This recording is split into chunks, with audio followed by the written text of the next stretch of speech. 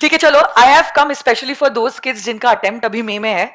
कुछ face to face kids also and some virtual kids also had message me कि ma'am अभी जब हमारी क्लासेस कंप्लीट हो रही है, please let us know how to prepare for law in the coming days.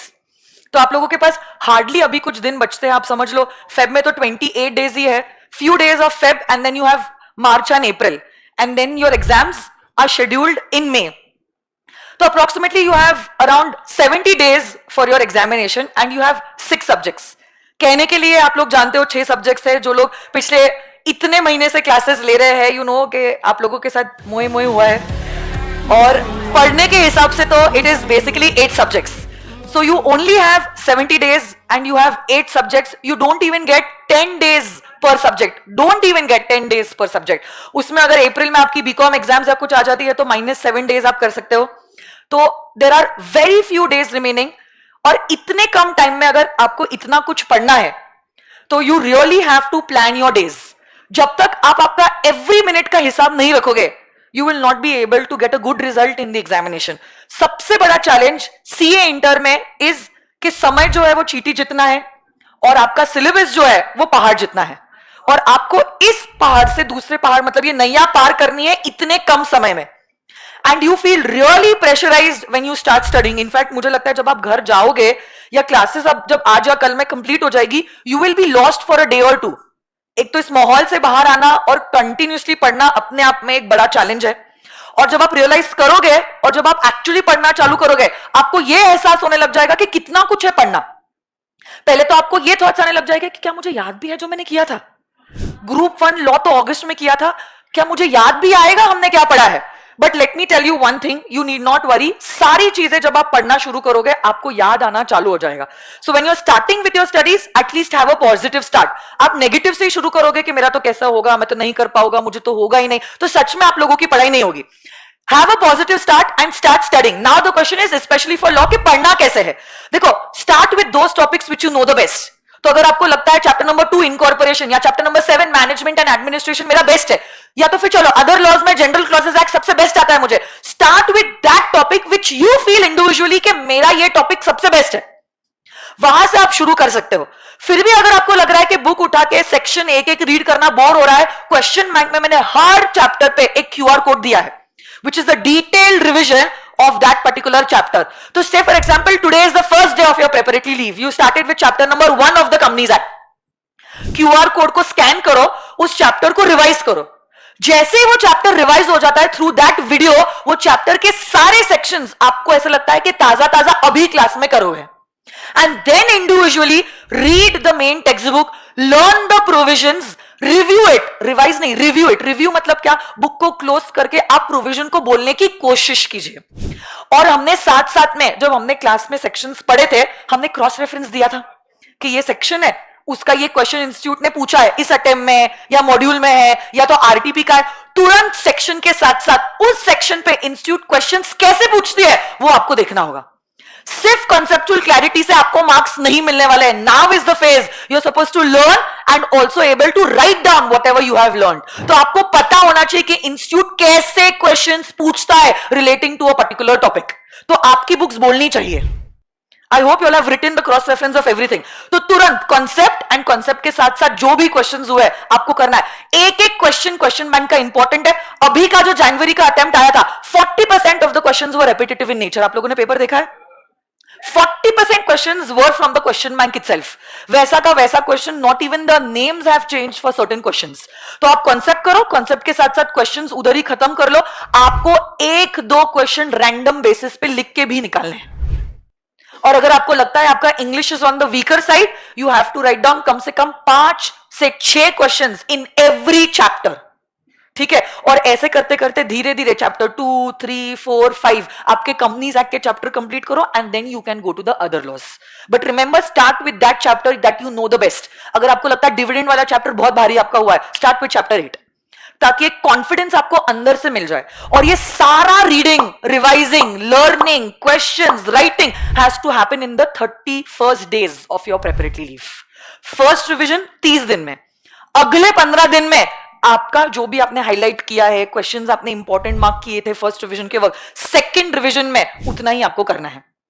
And the last 15 days has to be for at least 3 mock test.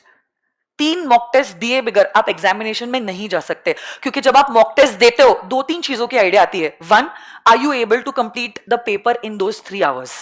Second, are you able to recollect and write down whatever is you have done in these days?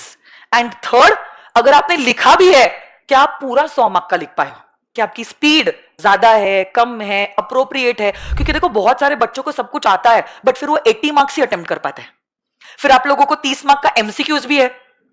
तो आपकी strategy यहीं पे इन 3 mock test में decide हो जानी चाहिए कि आपको पहले क्या करना है. पहले आपको डिस्क्रिप्टिव क्वेश्चंस करने हैं या आपको एमसीक्यूज कर रहे हैं या other way round. This can only happen by experience. आप थ्योरेटिकली डिसाइड नहीं कर सकते हो पहले एमसीक्यूज और बाद में डिस्क्रिप्टिव. आपको खुद इंडिविजुअली देखना है कि आपके लिए क्या बेस्ट स्ट्रैटेजी है. ये तभी होगा जब आप कम से कम 3 मॉक टेस्ट दे पाओ. तो लास्ट के 15 दिन में आपके 5 डेज में आपके 3 मॉक टेस्ट हो जाने चाहिए. उसके बाद तो आपका अकाउंट्स का प्रिपरेशन के 2-3 दिन आ जाएंगे and then would be your accounts paper and followed by law paper. So target yourself, plan के आने वाले 30 दिन में how I will prepare for law. और याद रखना, अगर आप if you get up early in the morning, तो आपको जब अच्छी स्लीप मिली है, अच्छी स्लीप मतलब अभी के दिनों में वुड बी 5 hours और 6 hours. Anything more than 6 hours is going to be a luxury for you. मैं 8 घंटे सोगा, 10 घंटे सो उठाओ, ये भी भूल जाओ एग्जामिनेशन तक. 6 hours is a good sleep. ना कम है ना ज्यादा है. So when your brain is fresh, it has recharged itself, make it sure कि आप मॉर्निंग के टाइम पे थोड़े थ्योरी सब्जेक्ट्स ले रहे हो, क्योंकि फ्रेश माइंड से आपका रिटेंशन बेटर रहता है और ग्रास्पिंग भी अच्छा रहता है. आप दिन भर थक गए हो और फिर आप थ्योरी ले रहे हो, लेट जाओगे, मतलब सो ही जाओगे आप. So don't let that happen. ये भी स्ट्रेटेजिकली प्लान होना चाहिए. Everything has to be planned. Remember, if you are failing to plan, you are actually planning to fail. हम लोग यहां पर आए थे कुछ गोल्स लेके, कुछ ड्रीम्स लेके, कुछ एस्पिरेशंस लेके. सब कुछ छोड़ दो except for your dreams. Forget your friends, forget your family, forget all the family programs, forget all movies, forget everything. But don't forget one thing, why you came over here. आपने ये CA course कुछ सोच के choose किया है, आपने खुद ने चूज किया है.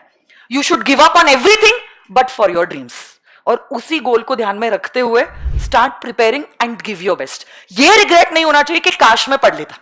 हाँ ठीक है, पूरी मेहनत करके भी अगर रिजल्ट नेगेटिव आया है तो अलग बात है, बट मन में ये नहीं रह जाना चाहिए कि काश थोड़ा सा पढ़ लेता, उस दिन बाहर नहीं घूमता, उस दिन मैं लेक्चर बंक करके मूवी नहीं जाता.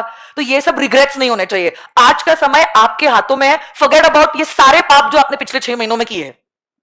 अभी भी आपके पास 70 डेज है. आप अगर चाहो तो इसको बदल सकते हो. This is still in your hand. ये टाइम बहुत क्रूशियल है. मैंने बहुत बच्चों का देखा हुआ है कि क्लासेस में इतने सिंसियर नहीं थे, बट प्रेपरेटरी लीव में they were very serious about their goals. दिन रात एक करके they didn't even clear the examination, they cleared with flying colours. तो अगर आप पूछते हो मैम अभी भी क्या होप है, the question to the answer is yes. You still have hopes of clearing the examination, that too with good numbers. Result के दिन ऐसा हो गया, अरे ये कैसे पास हो गया, ये तो सबसे छिछोरा बच्चा था क्लास में. But see, the result is not how you did your classes, it's how you did your classes, how you manage your preparatory leave, how you managed one day before the examination and how you managed those 3 hours of examination. ये चारों चीजों का combination is eventually your successful और unsuccessful का result.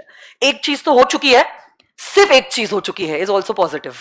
3 चीजें अभी भी आपके हाथों में है. The preparatory leave, one day before your examination and those 3 hours. ये अगर खराब हो भी गया, you still have one more opportunity सुधरने के लिए. Give yourself that chance, take it and do it for yourself. हम ये किसी और के लिए नहीं कर रहे, अपने खुद के लिए कर रहे हैं. अगर हम नहीं करेंगे, nobody can do it for you. तो उतना तो आपको सिंसियर होना पड़ेगा और डेडिकेटेड होना पड़ेगा अपने ड्रीम, अपने लाइफ और अपने करियर के लिए. नहीं तो फिर not even God can help you in it, है ना. और बाकी हमारे रिविजन सेशंस यूट्यूब पे हो गए, बट कुछ टाइम बाद हो गए. इन 30 दिनों में मैं चाहती हूं कि आप क्या करो, अपने हिसाब से आप रिविजन्स कर लो. और अगर आपको लग रहा है आपको रिविजन्स की और जरूरत है, मैंने स्पॉटिफाई पे ऑडियो भी डाले हुए हैं, तो आप ऑडियोस को भी सुन के वो रिविजन्स कर सकते हो. प्लस फ्रॉम टुडे इटसेल्फ अपना जो एमसीक्यू का ग्रुप है वो बहुत एक्टिव होने वाला है. And every day I will be posting 4 to 5 MCQs. तो आपके एग्जामिनेशन के पहले अप्रोक्सीमेटली आपके 400 एमसीक्यूज सॉल्व हो जाने चाहिए थ्रू दिस ग्रुप. और उसके पहले भी मैं आज तक मतलब थोड़े टाइम तक डालती आई थी, अभी पिछले 1 महीने में मैंने बंद किया था, बट 2 एमसीक्यूज तो हमारे थे ही. ऑलरेडी 600 एमसीक्यूज हो गए और आने वाले एग्जामिनेशन के दिन के पहले 350 से 400 एमसीक्यूज और मैं पोस्ट करने वाली हूं. तो वो एमसीक्यूज भी ऑन एंड ऑफ कुछ नहीं लगता है, 2 मिनट लगता है आपको 4 एमसीक्यूज को सॉल्व करने के लिए. वो आप करो. 30 मार्क्स का एमसीक्यू हम लाइटली नहीं ले सकते हैं. This is going to help you to score an examination in CA inter law. Foundation में जो भी आपका स्कोर था वो आपका टारगेट है. मैं किसी और से कंपेयर नहीं करूं कि 80 प्लस 90 प्लस कुछ नहीं. आपका जो फाउंडेशन में लॉ में स्कोर था उससे ज्यादा आपको सीए इंटर में लाना है. The only competition is you yourself. आपको अपने आप को बीट करना है. क्या वो अचीवेबल है? यस. क्या आप कर सकते हो? यस. बट उसके लिए मेहनत क्या लगेगी? यस. ठीक है. I am there with you. Sir is there with you. We will be taking the revisions. We will be sending you MCQs. So all the very best guys. Thank you so much. I wish that all your dreams get fulfilled and stay inspired, stay blessed.